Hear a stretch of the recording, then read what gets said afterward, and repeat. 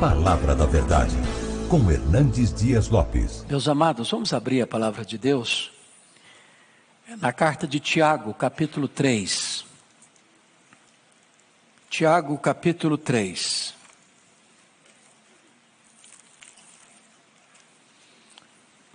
Faremos a leitura do verso 1 ao verso 12. E peço a gentileza de, após a leitura do texto, permanecer com a sua Bíblia aberta nesta passagem. Meus irmãos, não vos torneis muitos de vós mestres, sabendo que havemos de receber maior juízo. Porque todos tropeçamos em muitas coisas. Se alguém não tropeçar no falar, é perfeito varão, capaz de refrear também todo o corpo.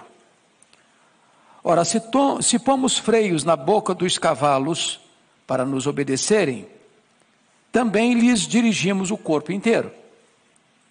Observai igualmente os navios, que sendo tão grandes e batidos de rijos ventos, por um pequeníssimo leme, são dirigidos para onde queira o impulso do timoneiro.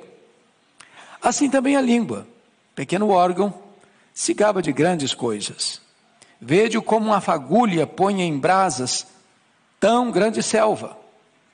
Ora, a língua é fogo, é mundo de iniquidade. A língua está situada entre os membros do nosso corpo e contamina o corpo inteiro. E não só põe em chamas toda a carreira da existência humana, como também é posta ela mesma em chamas pelo inferno. Pois toda espécie de feras, de aves, de répteis e de seres marinhos se doma, e tem sido domada pelo gênero humano. A língua, porém, nenhum dos homens é capaz de domar. É mal incontido, carregado de veneno mortífero. Com ela bendizemos ao Senhor e Pai, também com ela amaldiçoamos os homens feitos à semelhança de Deus. De uma só boca procede bênção e maldição. Meus irmãos, não é conveniente que estas coisas sejam assim. Acaso pode a fonte jorrar do mesmo lugar o que é doce e o que é amargoso? Acaso, meus irmãos, pode a figueira produzir azeitonas ou a videira figos? Tampouco fonte de água salgada pode dar água doce. Eu quero meditar com os meus amados sobre o tema cuidado com a sua língua. Cuidado com a sua língua.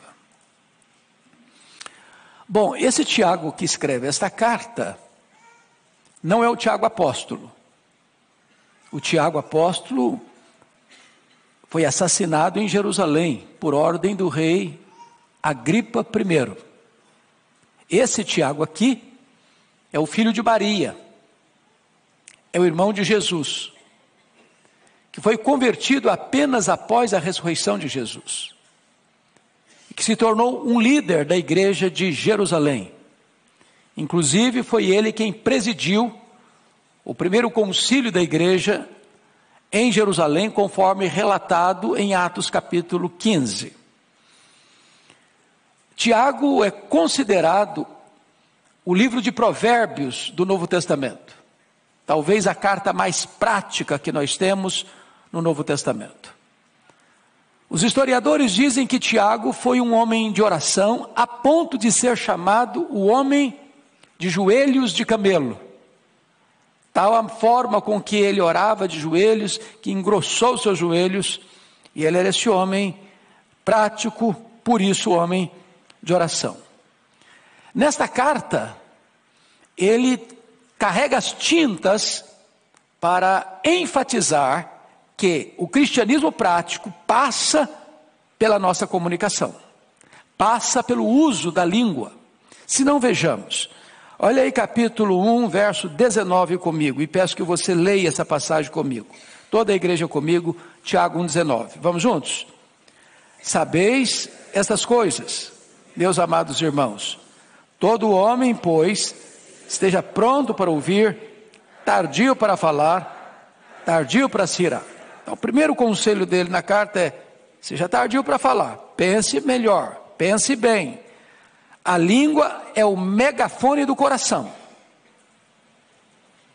A língua só fala o que é produzido no coração. Então, reflita antes de falar. Segundo conselho, olha comigo capítulo 1, verso 26, vamos todos ler.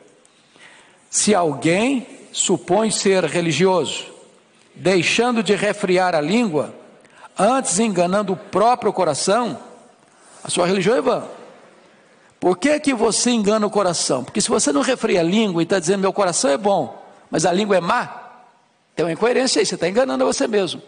A língua é como esse painel do seu carro, é um espelho. Ele só vai reproduzir o que está programado. Você programa no seu celular, ele aparece no espelho. O coração é a fonte, a língua é o megafone do que é produzido no coração. Então, se você não refreia a sua língua, então a sua religião é de boca para fora, não é sincera, não é verdadeira, porque tudo emana e procede do coração. Vamos dar uma olhadinha agora no capítulo 4, verso 11. Olha aí comigo e vamos ler juntos. Vamos lá? Irmãos, não faleis mal uns dos outros. Aquele que fala mal do irmão, ou julga seu irmão, fala mal da lei, e julga a lei. Ora, se julgas a lei, não és observador da lei, mas juiz. Então, preste atenção. Sobretudo nesse tempo de tanta polarização política, ou de tantas tensões no Brasil, às vezes nós corremos o risco de sermos colhidos falando mal. E às vezes falando mal de irmão. E Tiago está nos exortando aqui que nós não somos juízes, nós somos irmãos. E nós não devemos falar mal do irmão. Porque se estamos falando mal do irmão, nós estamos julgando a lei e não obedecendo a lei. Bom, mas agora nós vamos nos concentrar no texto.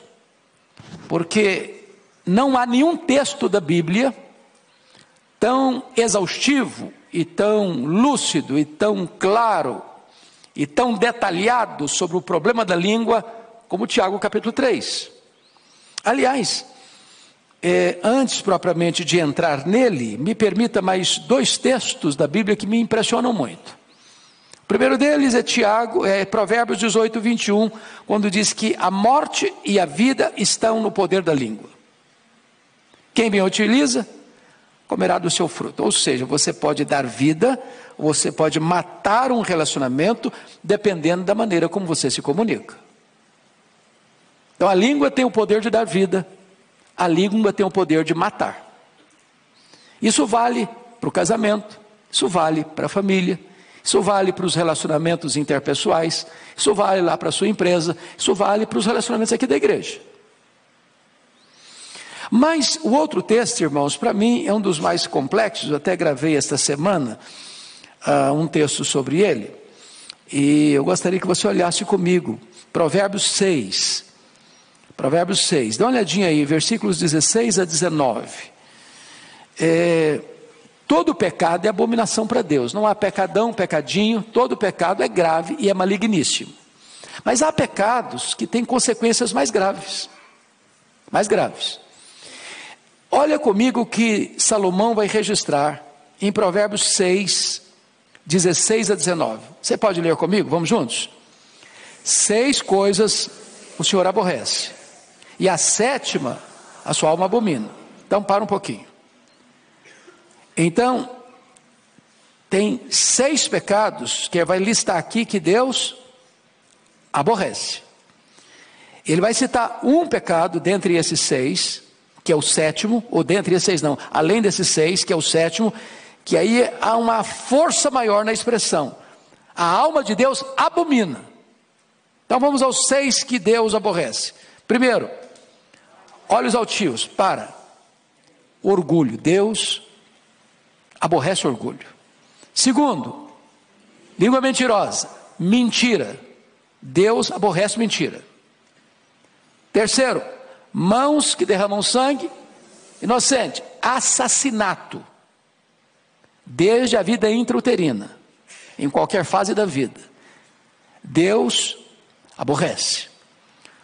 Quarto, coração que trama projetos iníquos, maldade, Deus aborrece.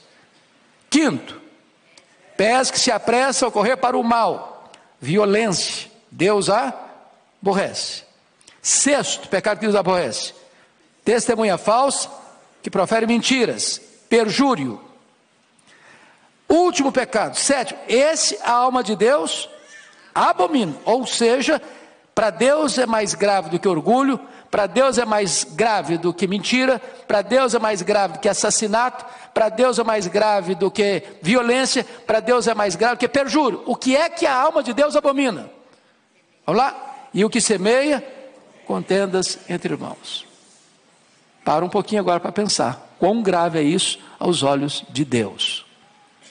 É por isso que Tiago diz que se você não refreia a sua língua, enganando o seu coração, a sua religião é vã. Então, dito isto, vamos agora para Tiago 3, que é o texto em pauta.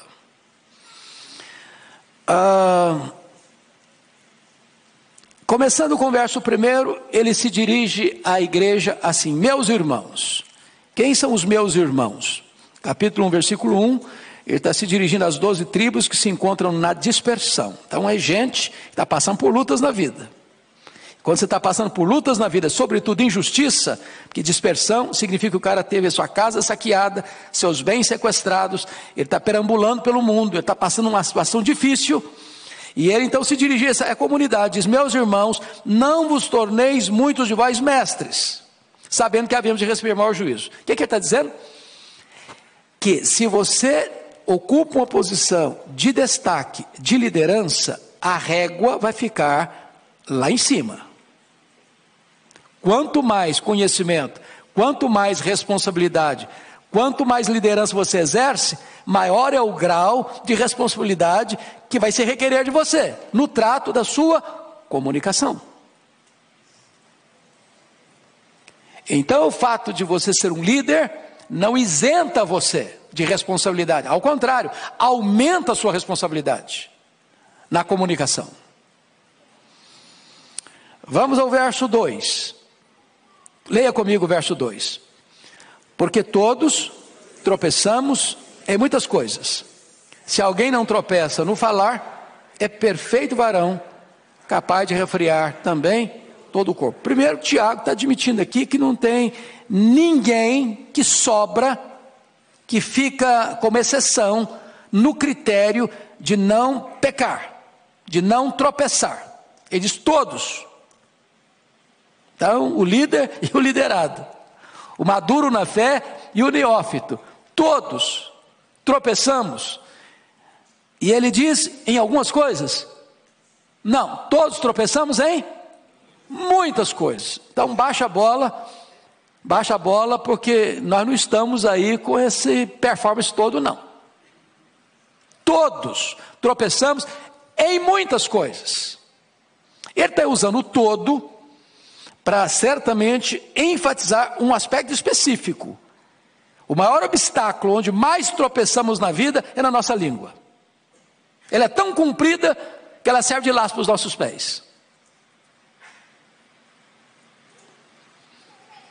E agora, depois que ele trata disso,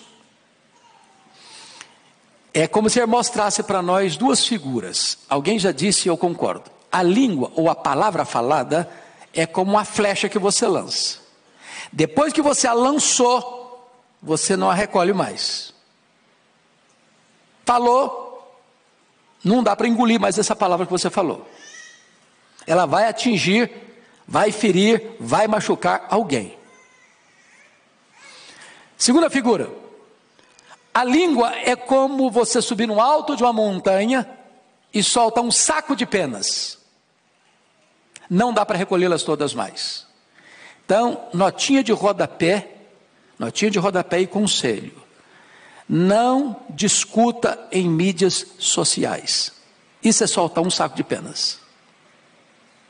Não adianta depois, mas vou ter direito de resposta.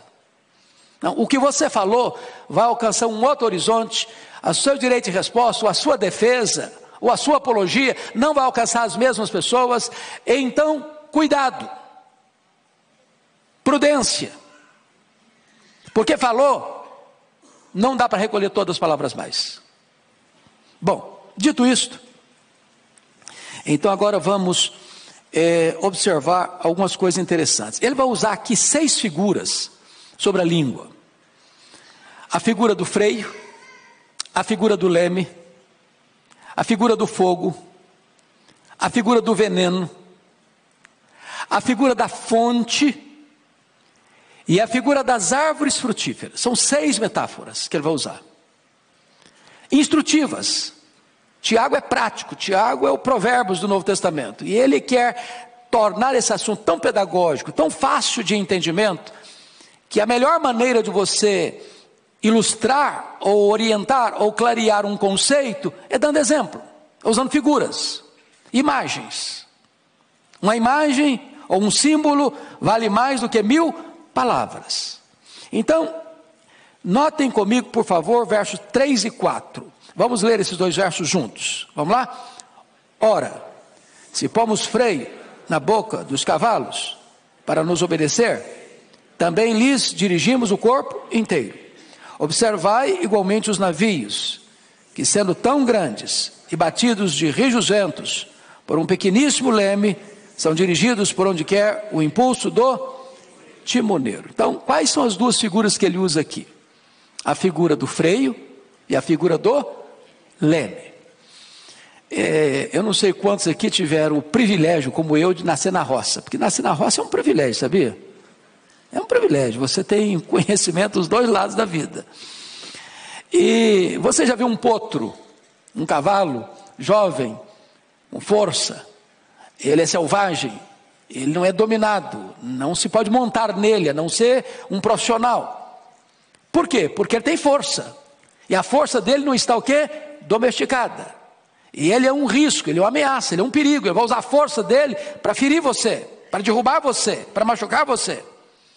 Mas acontece que tem profissionais, são os domadores, e botam um freio na boca dele. Daqui a pouquinho ele é domesticado. Uma criança pode subir nesse cavalo, ele tem a mesma força, ele tem o mesmo potencial, ele tem a mesma capacidade, mas agora ele obedece comando. Então, assim como o freio controla um cavalo que tem toda a força, mas não usa essa força para destruição, mas para o serviço, a língua, sendo um pequeno órgão no corpo, vai controlar você, para você não ser intempestivo, para você não ser destemperado, para você não trazer tragédias na hora de comunicar-se, mas ser o quê? Disciplinado. Segunda figura, um navio.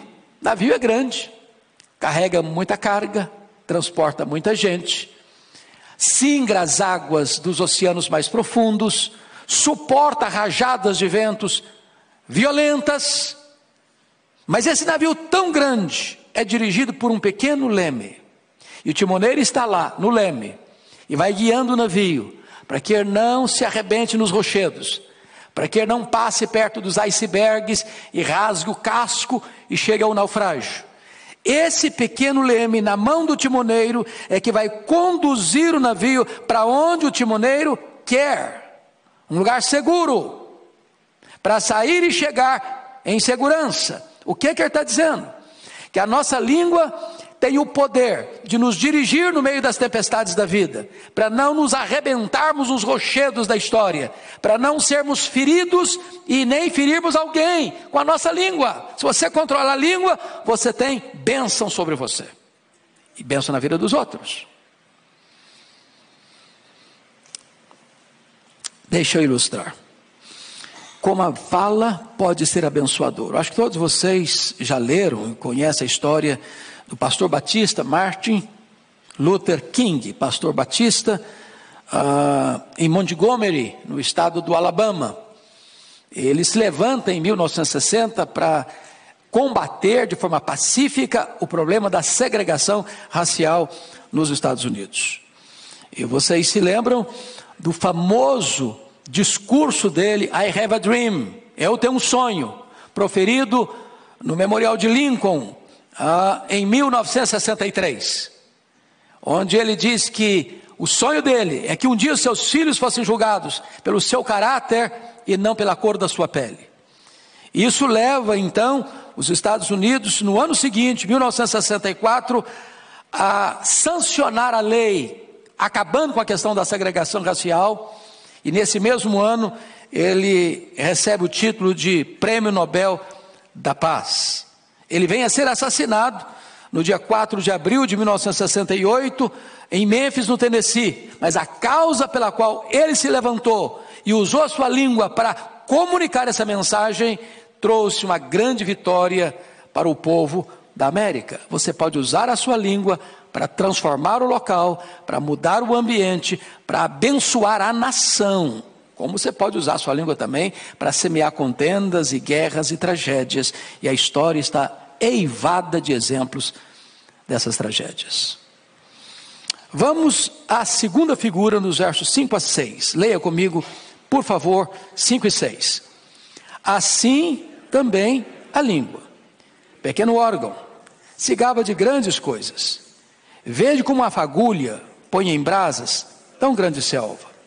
Ora, a língua é fogo, é mundo de iniquidade. A língua está situada entre os membros do nosso corpo e contamina o corpo inteiro. E não só põe em chamas toda a carreira da existência humana, como também é posta ela mesma em chamas pelo inferno. Então agora ele está usando duas figuras. Ele está usando a figura do fogo. E lá no versículo 8 é que vai usar a figura do veneno. Eu não vou explorar aqui por enquanto. Mas vamos pensar aqui nessa figura do verso 5. Vede como uma fagulha põe em brasas tão grande selva. Vocês certamente estão acompanhando e acompanhar, graças a Deus as chuvas estão chegando, mas nós vivemos meses agora, um mês e pouco, uma das maiores tragédias do Brasil, um incêndio criminoso que atinge o Brasil de norte a sul, de leste a oeste. E vocês acompanharam que muitas pessoas fizeram isso propositadamente, acendendo um isqueiro, ou jogando uma guimba de cigarro, queimando pastagens, matando o gado, queimando lavouras, destruindo florestas, apenas um risco de um palito de fósforo que você sopra e apaga, ou um isqueiro que você acende para acender um cigarro, acender um fogo num fogareiro, pode gerar um incêndio de proporções terríveis, devastadoras, causando morte, destruição, prejuízo. Talvez nós pudéssemos usar um segundo exemplo, que vocês também devem ter informação. O incêndio que aconteceu no dia 8 a 10 de outubro de 1971 em Chicago, quando Moody fazia lá uma cruzada. Para vocês terem uma ideia da gravidade desse incêndio, 100 mil casas atingidas, 17.500 prédios atingidos, centenas de pessoas mortas. Um incêndio que começou num estábulo, coisa pequena, mas que ganhou proporções devastadoras. Ou poderíamos ainda citar o incêndio de 17 a 24 de julho do ano 64, na capital do Império Romano, a cidade de Roma, quando dos 14 bairros de Roma, 10 foram devastados pelas chamas. O que Tiago está nos informando? Que uma palavra mal colocada, mal dita, ou bota junto, maldita, ela pode ter uma destruição devastadora. Uma palavra maligna, maldosa, uma espécie de assassinato de reputação. Pode macular a honra de uma pessoa, pode destruir a imagem de uma pessoa, pode provocar uma guerra, pode provocar separação, pode trazer consequências absolutamente destruidoras na vida de pessoas, de instituições, de igrejas, até de uma nação. Então, é necessário ter esta percepção. Versículo 6, veja comigo o que Tiago vai dizer. Além da língua ser uma fagulha de fogo, ele vai dizer que a língua contamina e destrói. Versículo 6, ora a língua é fogo. Preste atenção, ele não diz que a língua é como fogo. Agora ele não está ilustrando, agora está fazendo uma afirmação. A língua é fogo. Fogo queima, fogo dói, fogo destrói, fogo mata. A língua é fogo. Mas ela não é apenas fogo, ela é o quê? Mundo de iniquidade. Ela contamina o corpo inteiro. A língua está situada entre os membros do nosso corpo e contamina o corpo inteiro. O veneno que está na língua vaza, espreme, esguicha para o corpo inteiro. Alguém já disse que a fera mais peçonhenta do mundo está escondida atrás da toca dos dentes. Pensa numa cobra venenosa. A língua é mais venenosa. Pensa num fogaréu. A língua é um fogo mais perigoso ainda. Agora veja você a afirmação. E não só põe em chamas a carreira da existência humana. Você já pensou que é isso? Ele está dizendo, a língua mata. Quantos assassinatos, irmãos, surgiram na história? Quantas guerras, levando milhares de pessoas à morte, foram produzidas pela língua, pela mentira, pelo perjúrio, pela falsa acusação, pela maledicência, pela fofoca. Ela põe fim à existência da carreira humana, ou seja, ela mata, ela destrói. Agora o que vai acontecer com ela? Versículo 6, como também é posta ela mesma em chamas pelo inferno, ou seja, ela condena ao inferno a própria pessoa que fala. A pessoa que fala é um instrumento do inimigo, e ela arrasta a própria pessoa para a destruição do inferno. Então, ela contamina e destrói. Então, ela é fogo, é uma fagulha pequena que incendeia uma selva, ela contamina e destrói. Terceiro lugar, a língua é indomável. Vamos ao verso 7 e 8, leia comigo por favor.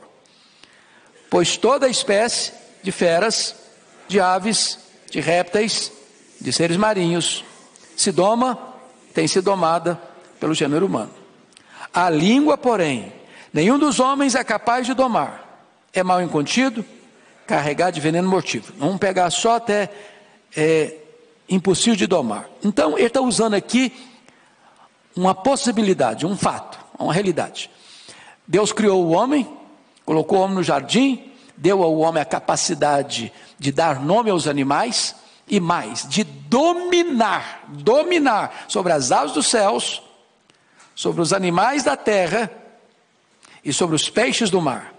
Ou seja, o homem recebe o poder de Deus para domesticar e dominar os animais voláteis, os animais terrestres e os animais aquáticos. O homem tem esse poder e de fato o homem tem exercido esse papel. Ele doma mesmo as aves dos céus, os animais da terra e os peixes do mar. O homem tem essa habilidade, essa gestão, esse governo concedido pelo próprio Deus.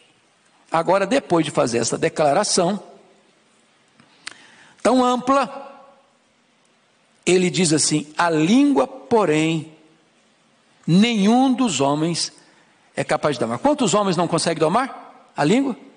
Quantos? Nenhum. Então baixa a bola de novo. Nenhuma pessoa nesse auditório, nem nas milhares de pessoas que estão nos assistindo, pode cruzar os braços. Isso aí não tem nada a ver comigo. Eu sou um perfeito varão que nunca tropecei na minha língua. Quem de nós ousa dizer que nunca errou?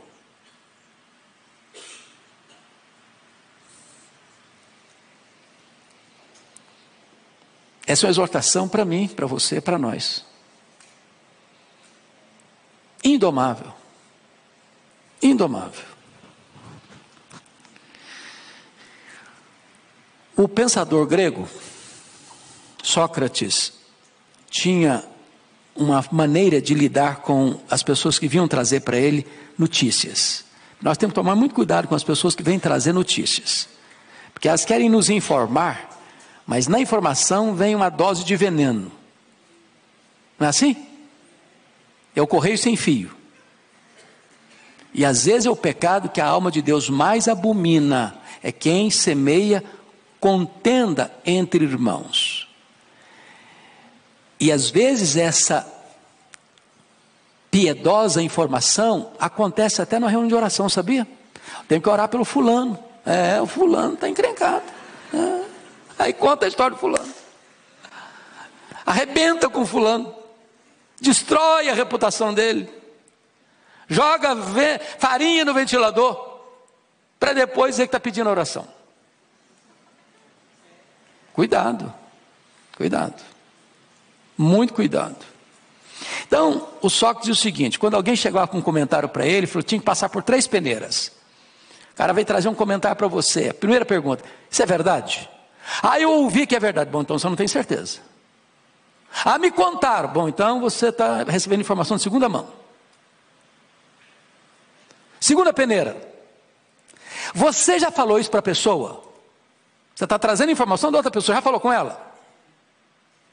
Se não falou com ela, não vem falar para mim. Ela que tem que saber. É sobre a vida dela.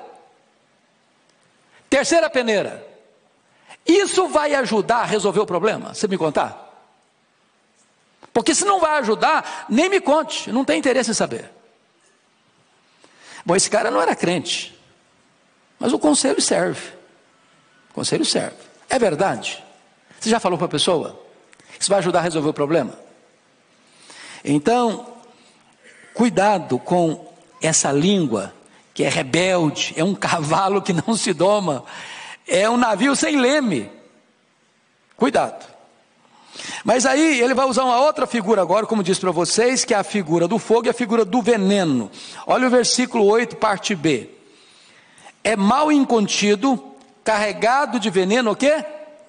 Mortífero. Tem veneno que ele é mais ou menos mortífero. A pessoa fica doente, mas não morre de imediato. Agora, se você tomar um copo de arsênico, vai cair mesmo. Vai morrer mesmo. Então, o que ele está usando? As duas figuras que ele está usando é que tanto o fogo quanto o veneno são 2 instrumentos de quê? De destruição. De destruição.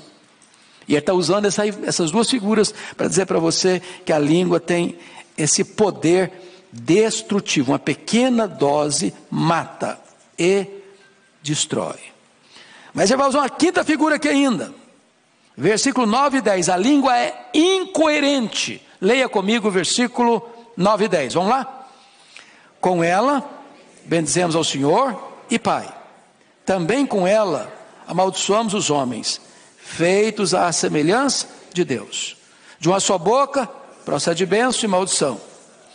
Meus irmãos, não é conveniente que essas coisas sejam assim. Então, ele está usando aqui 2 realidades e dando um conselho. Quais são as 2 realidades? É que a língua é incoerente. Como assim incoerente? Com ela nós bendizemos a Deus. Aqui no culto público. Ali no pátio, ali embaixo, a gente já fala mal do irmão.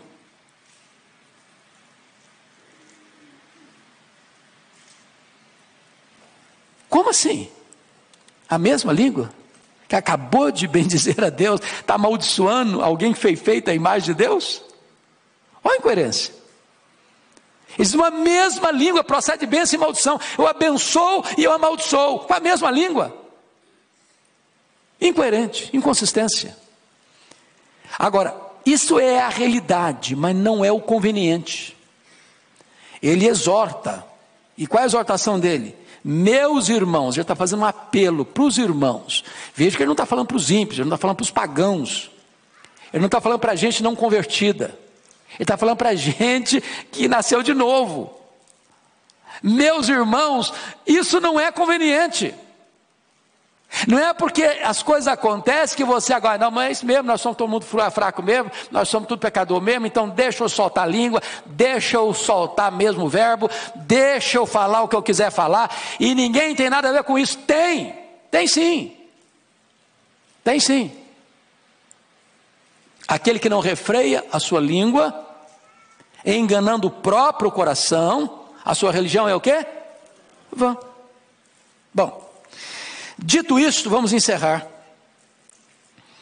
com o último ponto que ele menciona para nós. Se a língua tem o poder de dirigir, como o freio do cavalo e o leme do navio, se a língua tem o poder de destruir, como o fogo e o veneno, em terceiro lugar, a língua tem o poder de deleitar, como uma fonte e como uma árvore frutífera. Essa é a linguagem dele dos versos 11 e 12. Leia comigo, toda a igreja. Acaso pode a fonte jorrar do mesmo lugar o que é doce e o que é amargo? Acaso, meus irmãos, pode a figueira produzir azeitonas, ou a videira figos?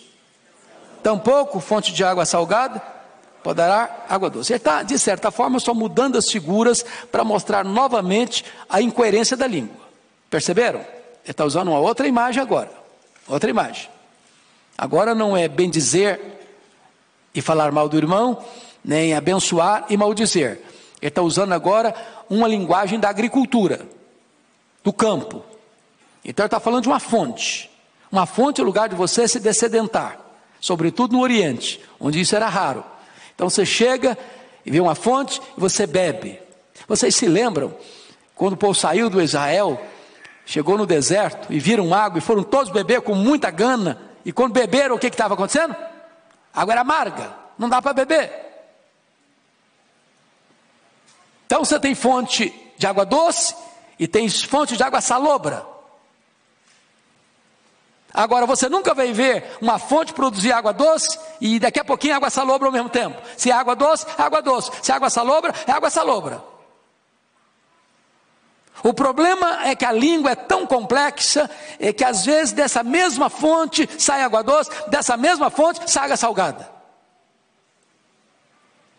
A mesma língua que abençoa, amaldiçoa. A mesma língua que glorifica a Deus, fala mal do irmão. Aí vou usar outra figura, a figura da árvore. Ele diz assim, versículo 12: acaso, meus irmãos, pode a figueira produzir azeitonas? A figueira produz o quê? Figo. Azeitona, a videira produz o quê? Uva. É isso mesmo que eu falei? Eu me confundi. Vamos de novo. Acaso, meus irmãos, pode a figueira produzir azeitona? Então figueira produz o quê? Figo. O que produz azeitona? Oliveira. A videira produz o quê?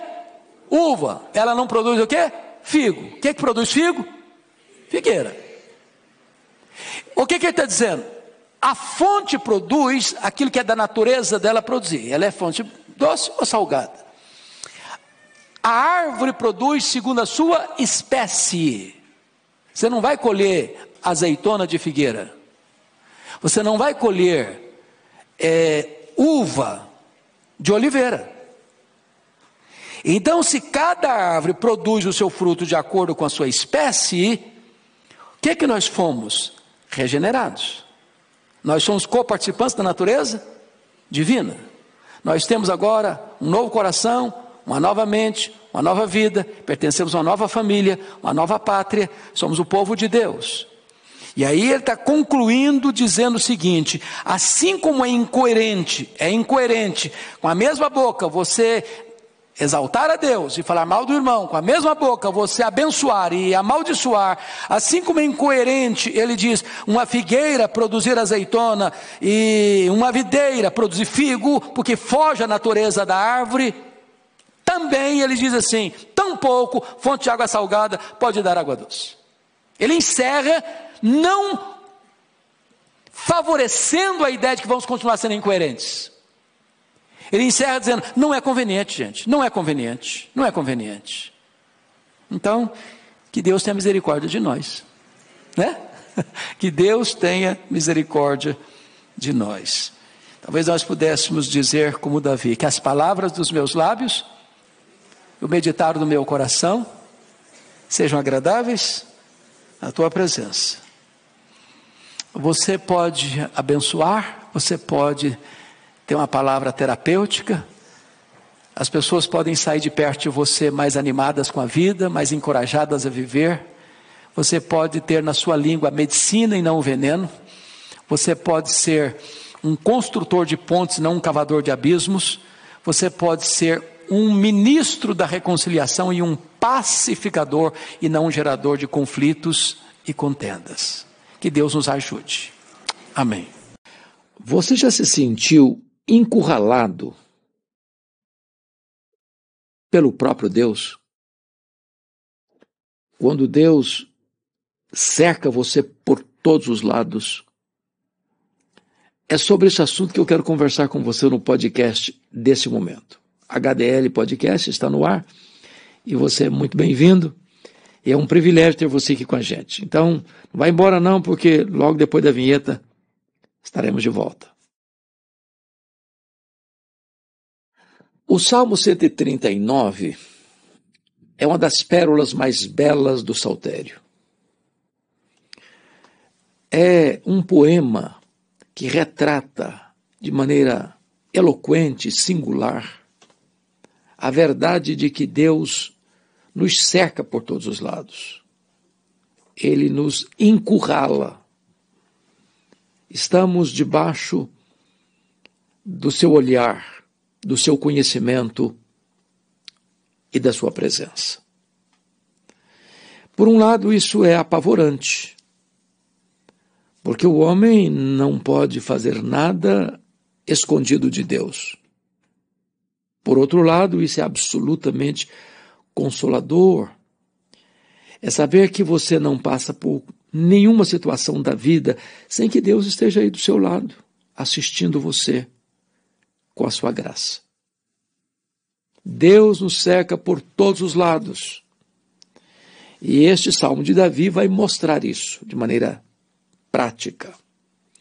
Então eu vou ler para esclarecer isso. Dos versos de 1 a 6, Davi descreve a onisciência de Deus. Dos versos 7 a 12, Davi trata da onipresença de Deus. Dos versos 13 a 18, Davi trata da onipotência de Deus. Estamos encurralados pela sua onisciência, pela sua onipresença e pela sua onipotência. Então ele começa assim: Senhor, tu me sondas e me conheces. É uma declaração de que Deus nos conhece e nos sonda. Nos conhece por fora, nos sonda por dentro. Conhece o que está revelado, conhece o que está oculto. Conhece o que todo mundo conhece, conhece o que ninguém mais conhece. Ele tudo vê, ele a tudo sonda. No verso 2 ele diz assim: sabes quando me assento e quando me levanto. Ou seja, Deus conhece os nossos movimentos. Deus conhece de onde saímos, como estamos indo, aonde estamos indo, onde chegamos. Não há nenhum movimento da sua vida, 24 horas por dia, que não esteja no radar de Deus. Ele diz ainda: e conheces todos os meus, de longe penetras os meus pensamentos. Isso é uma coisa que só Deus pode fazer. O homem pode nos conhecer, mas conhece limitadamente. O homem conhece o que falamos, mas não conhece o que pensamos. Deus não só conhece palavras, não apenas vê gestos, Deus conhece, penetra de longe os nossos pensamentos. É por isso que o seu tribunal tem competência para julgar foro íntimo, porque Deus lê pensamento. Versículo 3: esquadrinhas o meu andar e o meu deitar, e conheces todos os meus caminhos. O levantar e o deitar são a síntese das pontas da jornada da vida. Você levanta e você deita. Você deita, você levanta. Tanto no período de trabalho quanto no período de descanso, Deus conhece tudo. Não há nada oculto ao olhar de Deus. Aliás, Ele conhece todos os nossos caminhos.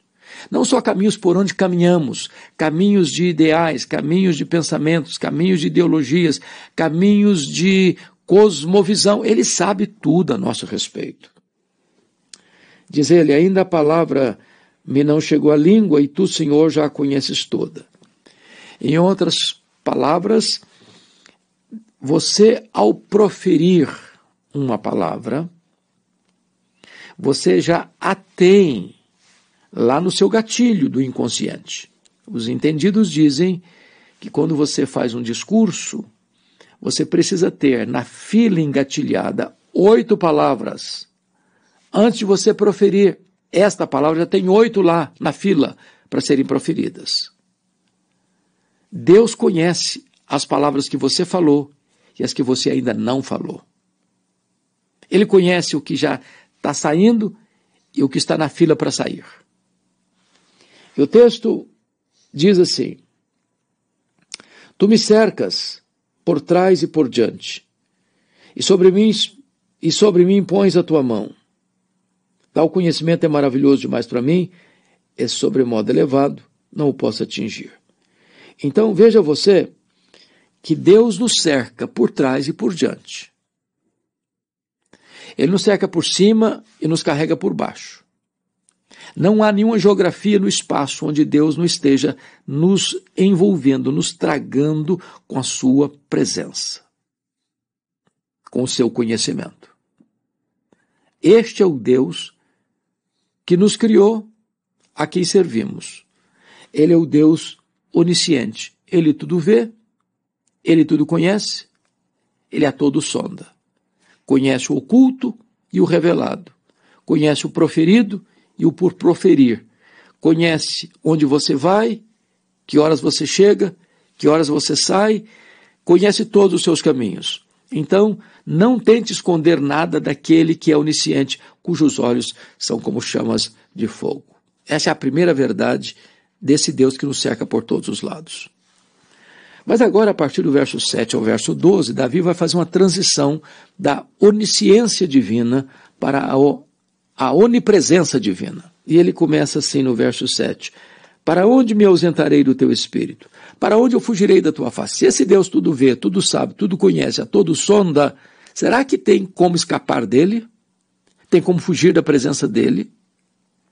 Será que eu consigo algum lugar no universo onde eu esteja fora do alcance dos olhos dele?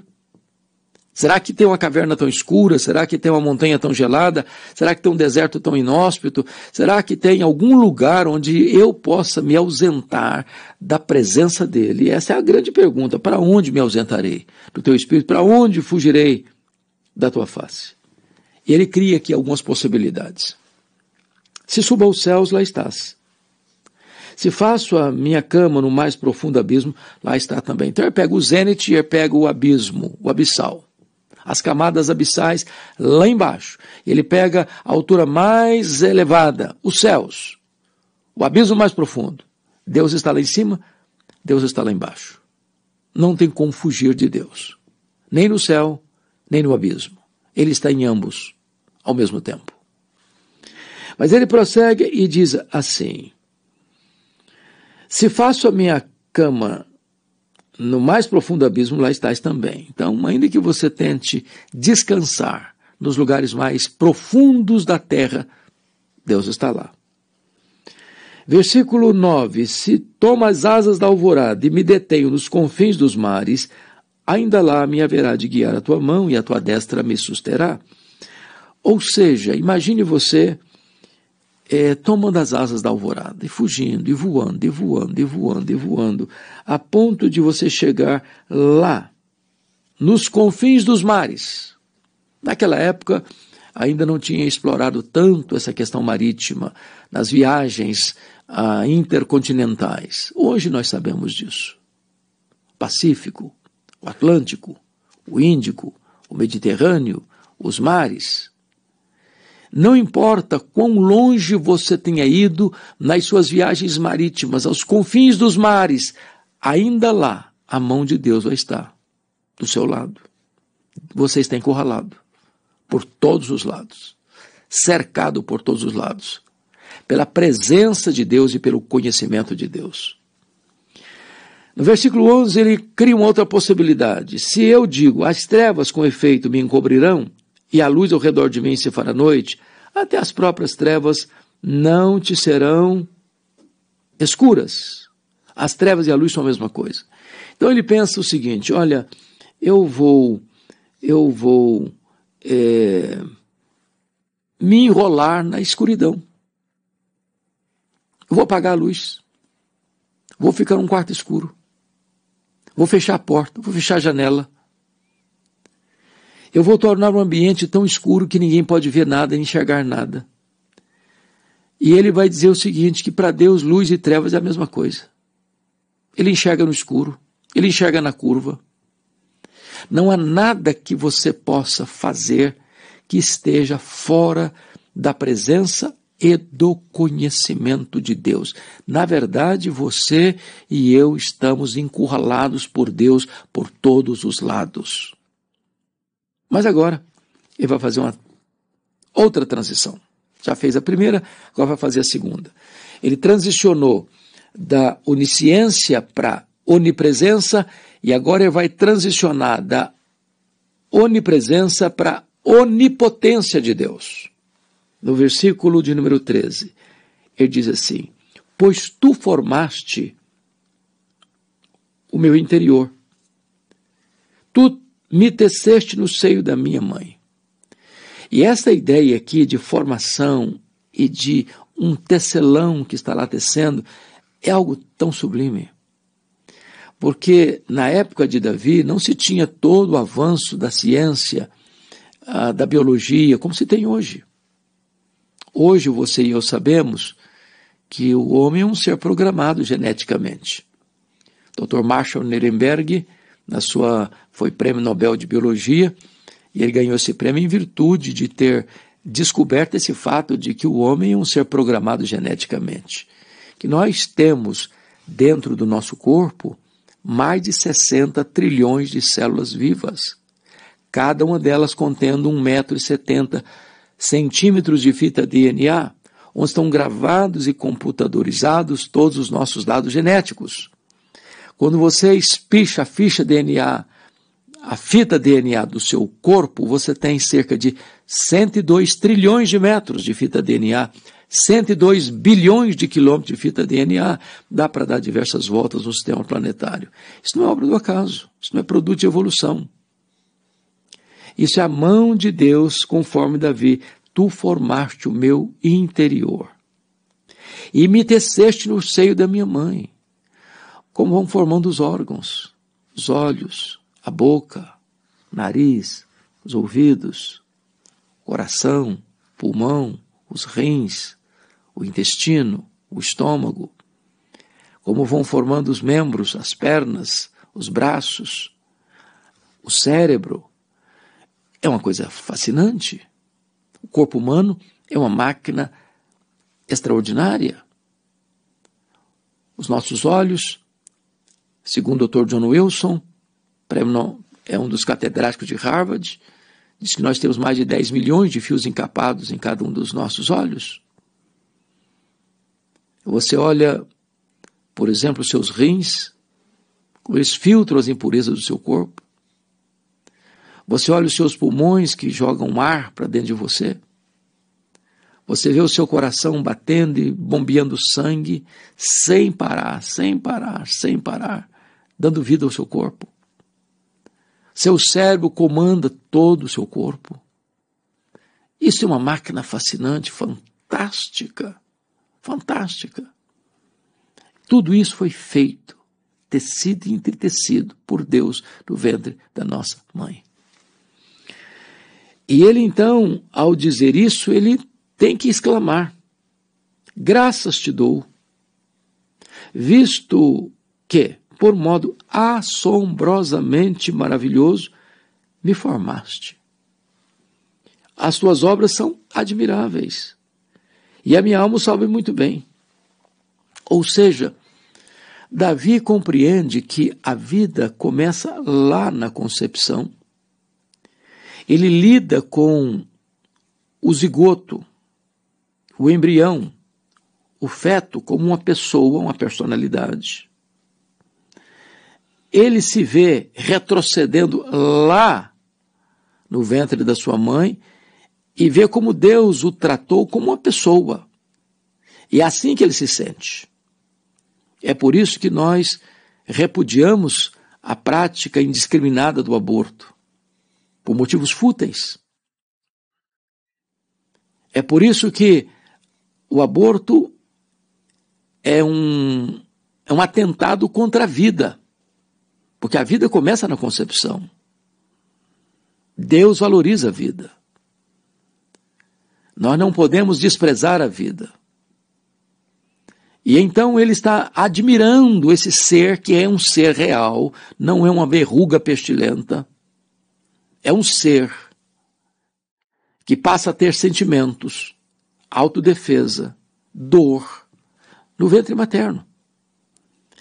E ele então prossegue no verso 15, diz: os meus ossos não te foram encobertos, quando no oculto fui formado e entritecido como nas profundezas da terra.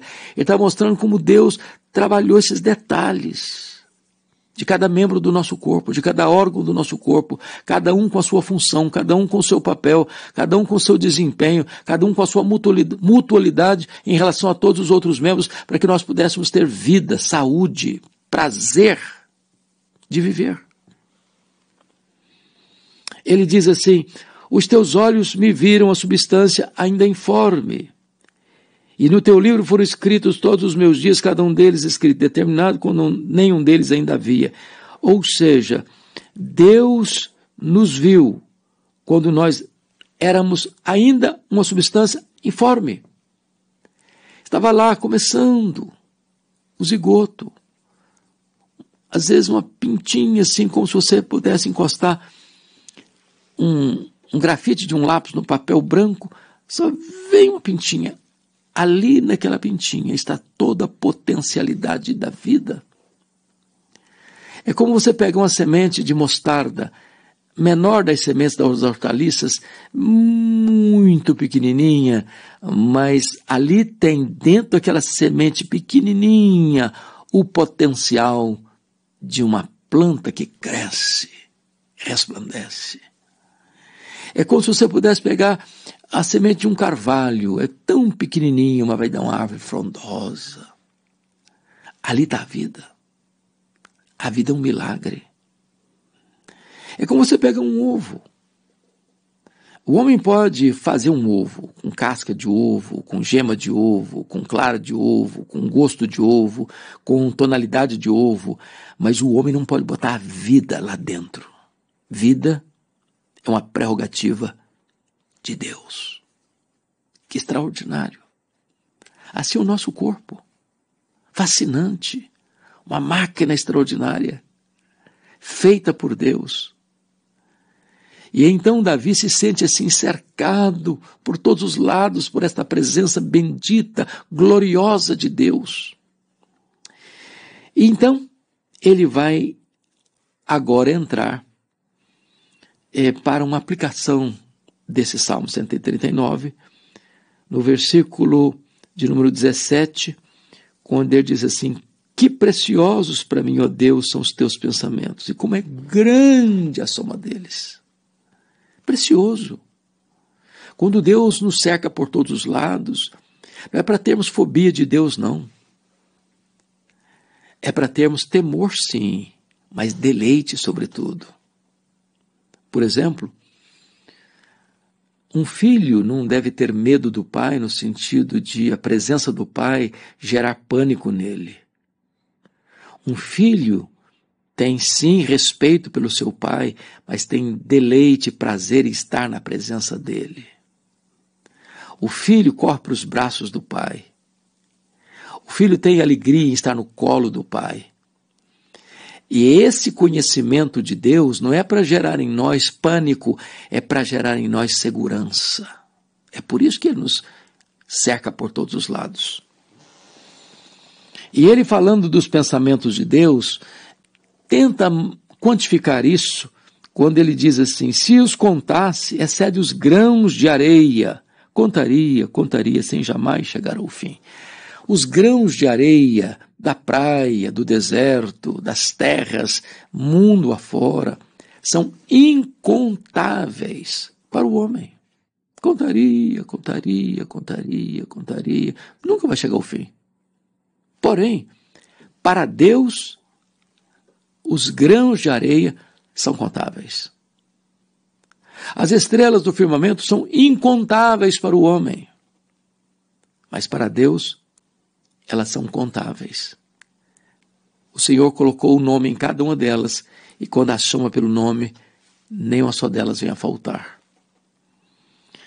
Então, ele agora vai tratar da aplicação mais abrangente, dizendo assim no verso 19: Tomara, ó Deus, desses cabo do perverso, apartai-vos de mim, homens de sangue, eles se rebelam insidiosamente contra ti, e como teus inimigos falam malícia. Não aborreço eu, Senhor, os que te aborrecem, e não abomino eu os que contra ti se levantam, aborreço-os com ódio consumado. Para mim são inimigos de fato. O que é que Davi está dizendo? O que Davi está dizendo é que você e eu não podemos ser um ser sem consistência moral. Nós não podemos ter a mesma atitude e reação ao perverso e ao piedoso, ao errado e ao certo, às trevas e à luz, à corrupção e à integridade. Uma pessoa que não reage, não resiste, não combate, não enfrenta o mal, a perversidade, a malignidade, a injustiça, a violência, a roubalheira, a criminalidade, sem pulso. Ele é uma pessoa moralmente desqualificada. Precisamos ter dentro de nós esse senso de aprovar o que é certo e reprovar o que é errado, de amar o que é certo e de aborrecer o que é errado. Nós vivemos numa sociedade de inversão de valores, que aplaude o errado e critica o certo, que chama luz de trevas e trevas de luz. Não, Davi não é esse homem. Ele realmente abomina o que entristece o coração de Deus, o que afronta Deus. Não tem na pauta dele, na agenda dele, nenhuma acolhida, nenhuma aceitação. Mas notem como ele encerra esse salmo. Ele poderia olhar de tamanco alto as outras pessoas, o perverso, e condenar a prática delas. É preciso fazer isso, condenar a prática errada do outro, sim. Nós não podemos aceitar o mal, venha de onde vier.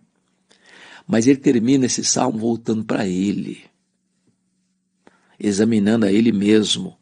Olha como é que ele termina: sonda-me, ó Deus, e conhece o meu coração.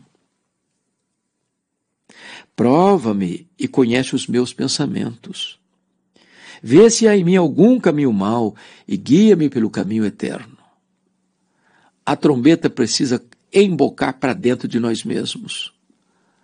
O juízo começa pela casa de Deus. E na casa de Deus o juízo começa por nós. Então esse homem não está aqui de tamanco alto, batendo nos outros apenas, vendo erro nos outros apenas. Este homem está agora encerrando este salmo, olhando para dentro do coração, para dentro da sua própria vida. Diz: meu Deus, sonda-me. Conhece, Senhor, o meu coração. Sonda-me, prova-me, conhece os meus pensamentos. Ele está querendo que Deus faça uma investigação de peneira fina dentro dele, o coração e a mente, a cabeça e o coração, a razão e a emoção. E ele tem coragem de confessar: vê se há em mim algum caminho mau, que eu nem estou vendo, que eu nem estou percebendo, mas está aí. Então, Deus, Vê se há em mim algum caminho mau. Não apenas para eu ficar com remorso ou com culpa. Não. Vê, Senhor, se há algum caminho mau em mim e guia-me pelo caminho eterno. Ele quer fazer uma correção de rota. Ele quer andar na verdade. Ele quer andar na luz. Ele quer andar na piedade. Ele quer andar segundo o coração de Deus, para agradar a Deus, uma vez que Deus o cerca por todos os lados, uma vez que ele está encurralado por Deus, ele quer viver de modo digno de Deus. É assim que nós devemos andar. Se essa mensagem abençoou o seu coração, quem sabe você possa partilhá-la com outras pessoas. E se você não está inscrito ainda nesse canal, nos ajude, inscreva-se, recomende-o, nos ajude a levar a palavra de Deus para o Brasil e para as nações.